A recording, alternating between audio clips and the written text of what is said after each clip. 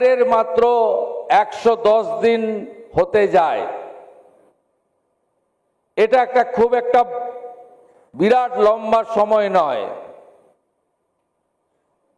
আমার নাম ঘোষণার আগে মাননীয় অর্ণব গোস্বামী মহোদয় তার লড়াই, তার পশ্চিমবঙ্গে আসার কারণ, তার অর্জুনের লক্ষ্যভেদের মতো সংকল্পে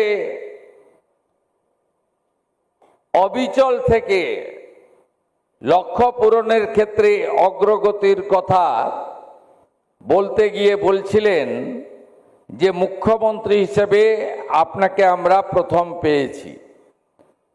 আপনি শুনে রাখুন, আমি নির্বাচনের আগে